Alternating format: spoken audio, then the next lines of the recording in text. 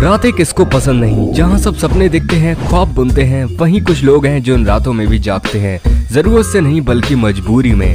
Call of the night एक ऐसा anime है जो कि यामोरी नाम के एक एवरेज मिडिल स्कूल स्टूडेंट पर बेस है, जिसे रातों में जागने की बीमारी है। और इन्हीं रातों की शांत गलियों में चलते हुए उसकी मुलाकात एक अजीब सी वैम्पायर लड़की से हो जाती है।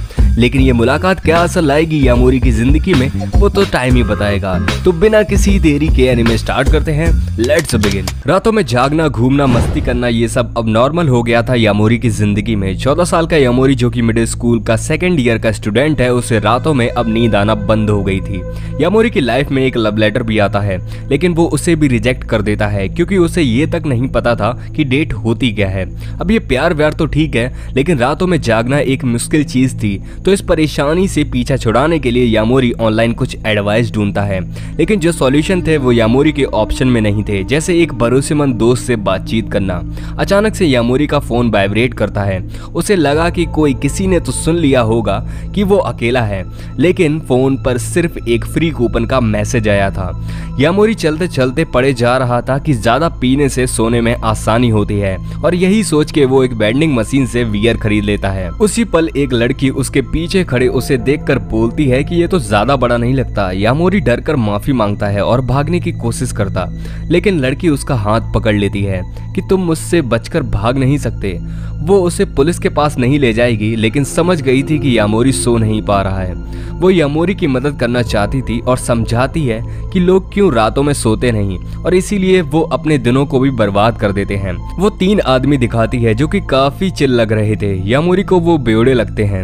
लड़की उनसे हाई फाई करते हुए बोलती है कि अगर ज्यादा पियोगे तो ध्यान रहे कि घर भी जाना है और सोना भी है। यामोरी समझ गया था कि इसको मेरी सिचुएशन समझ ही नहीं आई, क्योंकि ऐसे बात सुनने से तो यही लग रहा है, लेकिन हैरान इसलिए था क्योंकि वो लड़की कितना कैजुअल थी अनजान लोगों के साथ भी। लड़की बोलती है कि ये रातें हैं, आजादी का समय है, अगर शर्माओगे तो कोई फायदा नहीं होगा। यामोरी फिर से उन आदमियों के पास जाता है और उनसे हाई फाई करने की कोशिश कर रहा था, लेकिन तभी उनमें से एक आदमी उस पर वॉमिट कर देता है। लड़की आके उनसे बोलती है कि इतना मत पियो और इसे साफ कर लेना। चलते हुए यामोरी से पूछती है कि क्या उसे नींद नहीं आ रही। यामोरी हाँ बोलता है। ये सुनते ही वो यामोरी को उसके घर पर चलने को बोलती है। एलिवेटर में वो बताती है कि उसका काम है ना सोने वालों की मदद करना। अपार्टमेंट के अंदर यामोरी को वो एक बिछे हुए गद्दे पर लेटने को बोलती है और खुद भी अपना कोट उतारने लगती है। यामोरी को लगता है कि ये कुछ गंदा करने का सोच रही है, लेकिन वो बस एक ही गद्दे पर साथ में सोने वाली थे। यामोरी जाने को बोलता है, लेकिन लड़की रोक लेती है, ये बोल के कि वो कुछ नहीं करेगी, लेकिन सोने के बाद उसे सुबह उठकर काफी अच्छा लगेगा। गद्दे पर लेटते ही वो उसे आंखें बंद करने को बोलती है, जो कि यामोरी को अजीब लगता है कि ये तो अजीब है, लेकिन ये काफी अच्छी इंसान है, तो मैं शांति से सो जाता हूँ। और वो डिसाइड करता है कि चलो थोड़ा देर नाटक करता हूँ सोने का, फिर घर चला जाऊंगा। लेकिन कुछ ही पलों में वो फिर से पूछती है कि यामोरी सो गए क्या। वो शांत था, वो बार बार पूछती है, और जब वो मान चुकी थी कि वो सो गया है, वो लड़की बोलती है कि मैं खुद को अब और नहीं रोक सकती। यामोरी की गर्दन की तरफ वो अपने दांत बढ़ाती है। थोड़ा खून पीने के बाद, क्योंकि खून बहुत टेस्टी था, यामोरी हैरानी से उठ जाता है, जिससे वो लड़की डर गई थी कि ये तो जाग रहा है। उसे अपना खून दिखता है, जिससे वो मच्छर बताती है, एक बड़ा सा मच्छर जिसे उसने मार दिया।